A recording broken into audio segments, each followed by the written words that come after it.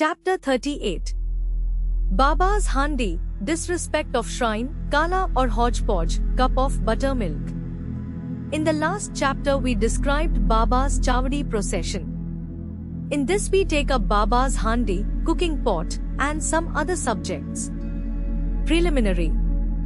O blessed Sadguru Sai, we bow to you, who have given happiness to the whole world, accomplished the welfare of the devotees and have removed the affliction of those who have resorted to your feet. Being very liberal and being the protector and savior of the bhaktas who surrender themselves to you, you incarnate yourself in this world to oblige the people and do them good. The liquid essence of pure self was poured into the mold of Brahma one, and out of this has come out the crest jewel of the saint Sai. This Sai is Atmarma himself. He is the abode of perfect divine bliss. Having himself attained all objects of life, he made his devotees desirous and free. Baba's Handi. Different sadhanas, means of accomplishments, are prescribed in our scriptures for different ages.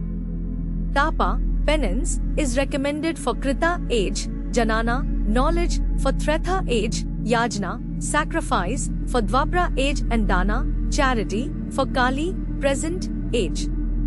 Of all the charities, giving food is the best one. We are much perturbed when we get no food at noon. Other beings feel similarly under similar circumstances. Knowing this, he who gives food to the poor and hungry is the best donor or charitable person. The Taittiriya Upanishad says that is Brahma. From food all the creatures are born, and having been born, by food they live, and having departed, into food again they enter. When an Atithi, uninvited guest, comes to our door at noon, it is our bounden duty to welcome him by giving him food.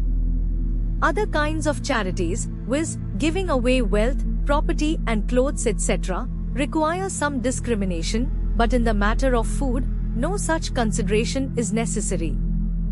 Let anybody come to our door at noon, he should be served forthwith, and if lame, crippled, blind and diseased paupers come, they should be fed first, and the able-bodied persons and our relations afterwards.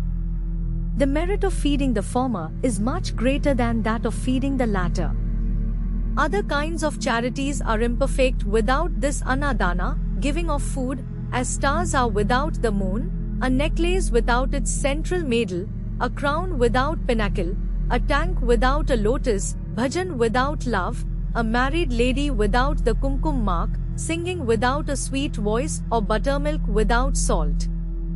Just as Varan, pearl soup, excels all other dishes, Annadana is the best of all merits. Now let us see how Baba prepared food and distributed it to others. It has been stated before that Baba required very little food for himself, and what little he wanted was obtained by begging from a few houses. But when he took it into his mind to distribute food to all, he made all preparations from beginning to end himself. He depended on nobody and troubled none in this matter. First he went to the bazaar and bought all the things, corn, flour, spices etc., for cash. He did also the grinding.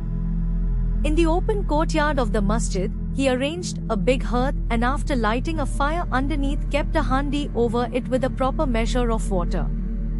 There were two kinds of handi, one small and the other big. The former provided food for 50 persons, the latter for 100.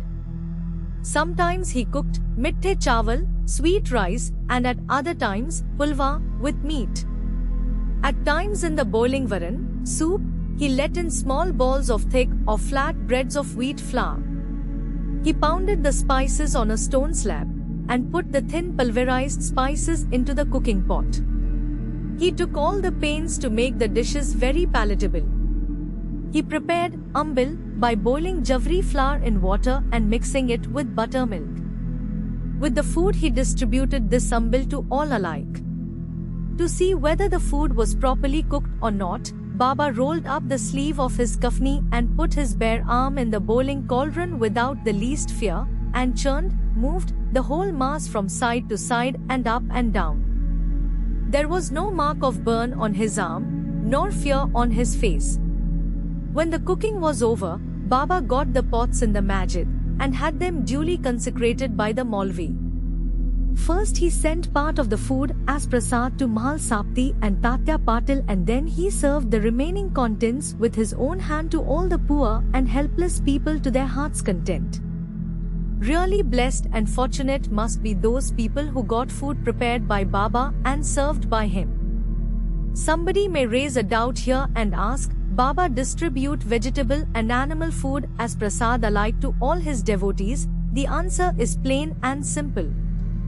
Those who were accustomed to take animal food were given food from the handi as prasad, and those who were not so accustomed were not allowed to touch it.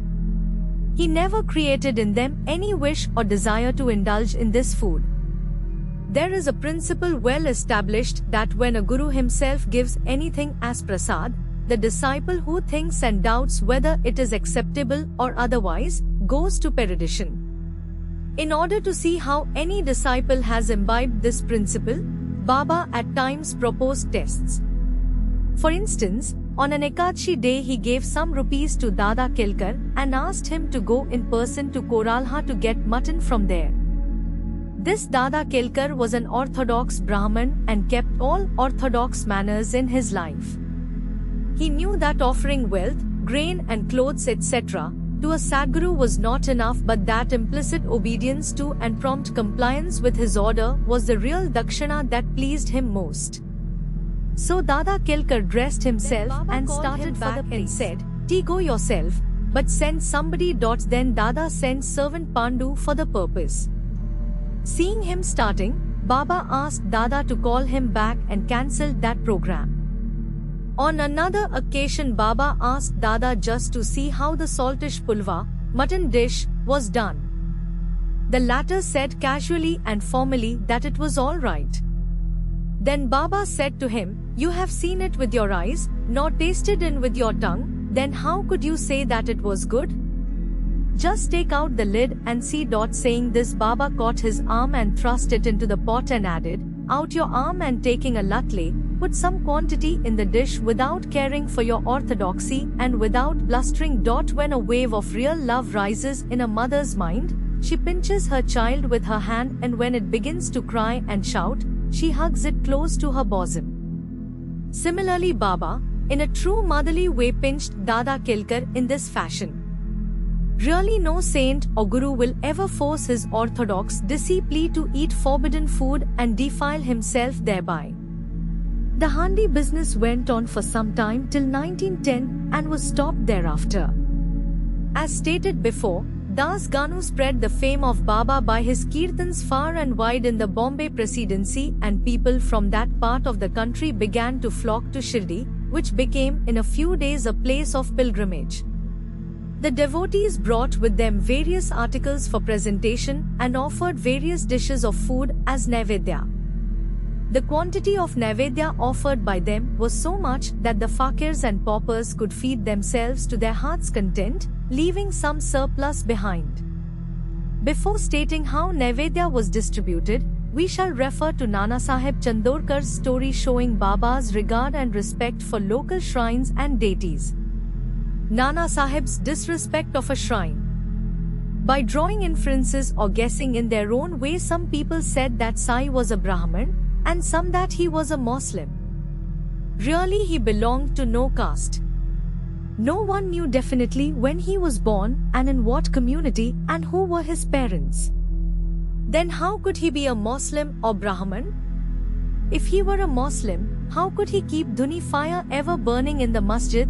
How could there be a Tulsi Vrindavan there? How could he allow the blowing of conches and ring of bells and the playing of the musical instruments? How could he allow all the different forms of Hindu worship there? Had he been a Muslim, could he have pierced ears and could he have been spent money from his pocket for repairing Hindu temples? On the contrary, he never tolerated the slightest disrespect to Hindu shrines and deities. Once Nana Sahib Chandorkar came to Shirdi with his Sadhu, husband of his sister-in-law, Mr. Binivalle. When they went to the masjid and sat before Baba talking, The latter suddenly got angry with Nana Sahib and said, "Are so long in my company and how do you behave like this?" Nana Sahib then at first did not understand anything and humbly requested Baba to explain. Baba asked him when he came to Kopragaon and how he came to Shirdi from thence. Nana Sahib then at once realized his mistake. He usually worshipped the shrine of Datta on the banks of the Godavari at Kopragaon on his way to Shirdi, but this time he dissuaded his relation who was a Datta Bhakta from going to that shrine to avoid delay and drove straight. He confessed all this to Baba and told him that while bathing in the Godavari, a big thorn went into his foot and gave him much trouble. Baba said that was a slight punishment we met and warned him to be more careful in future. Kala, hodgepodge. To revert to the distribution of the Naivedya. After the Aarti was over and after Baba sent away all the people with udi and blessings, he went inside and sat with his back to the nimbar for meals, with 2 rows of the bhaktas, one on each side. The bhaktas who brought Naivedya thrust inside their dishes containing a variety of foods such as puris, mande, polis, basundi, sanja, fine rice etc., and kept waiting outside for prasad consecrated by Baba. All the foods were mixed in a hodgepodge and placed before Baba. He offered it all to God and consecrated it. Then portions of the same were given to the persons waiting outside and the rest was served to the inner party with Baba at the center. The bhaktas sitting in 2 rows then dined to their heart's content. Baba asked Shama and Nana Sahib Nimonkar daily to serve the consecrated food to all the persons sitting inside and look to their individual needs and comforts. This they did very carefully and willingly. Every morsel of the food thus partaken gave them nutrition and satisfaction. Such sweet, lovely and consecrated food it was. Ever auspicious and every holy. Cup of buttermilk. Once Hemadpant had eaten his full in this company, when Baba offered him a cup of buttermilk. Its white appearance pleased him, but he was afraid that there was no space inside for it. He, however, took a sip which proved very tasty. Seeing his faltering attitude, Baba said, "It all?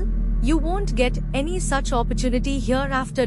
He drank it off then, but found that Baba's words were prophetic, for he passed away soon. Now, readers, we have certainly to thank Hemadpant.